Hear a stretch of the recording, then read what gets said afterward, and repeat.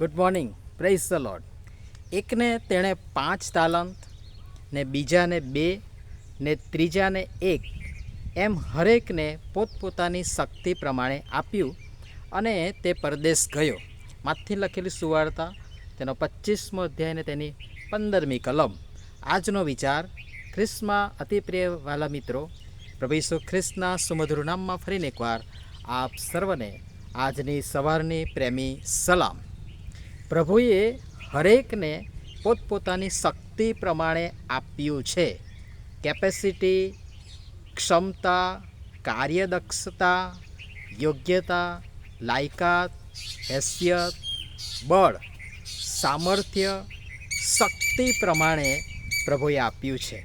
હવે જે થાય છે એ જુઓ.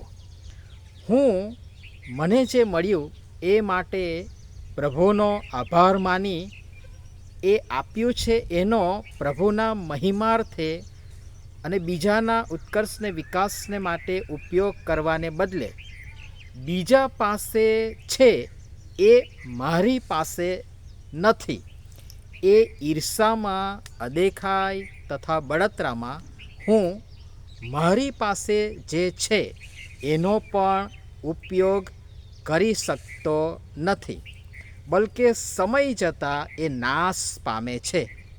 ઉપરાંત આપણે આપણું પોતાનું અને બીજા ઘણાયનું પણ નુકસાન કરી બેસીએ છીએ.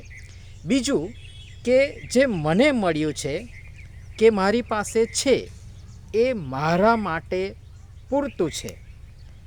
જે મારી પાસે નથી વરન બીજા પાસે છે, તો એનો હકારાત્મક અભિગમ સાથે એકમેકની ક્ષતિપૂર્તિ કરી, એકબીજાનો સ્વીકાર કરી, એકમેકમાં ભળી, એક થઈ એકબીજાના પૂરક બનીએ, એકમેકમાં રહેલ ખોટ પૂરી કરી સંપૂર્ણ થઈએ કે સંપૂર્ણ બનાવીએ.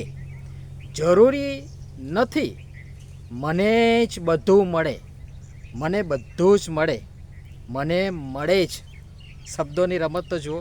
એક જ વાક્ય છે, એક જ સેન્ટન્સ છે, પણ એને જુદી જુદી રીતે આપણે મૂકી શકીએ છીએ, સમજી શકીએ છીએ. અને તેથી જે કંઈ મળ્યું છે એ માટે પ્રભુનો આભાર માની એનો ઉપયોગ સ્વયં તથા બીજાઓના ઉત્કર્ષને વિકાસને માટે કરીએ, અને આપનારના જ મહિમાર્થે કરીએ, તેમનો મહિમા વધારીએ, અને થોડામાં વિશ્વાસુ માલુમ પડી શાબાશ સારા તથા વિશ્વાસુ ચાકર. આ સેન્ટેન્સ, આ વાક્ય, આ સંબોધન અને આ શાબાશી મેળવી ઘણા પર ઠરવાને લાયક બની પ્રભુના આનંદમાં પેશવા માટેની તૈયારી કરીએ. અને પ્રભુ આ બધી જ બાબતો સમજવાના માટે આપણ સર્વને સહાય તથા મદદ કરો. આમીન. ધન્યવાદ.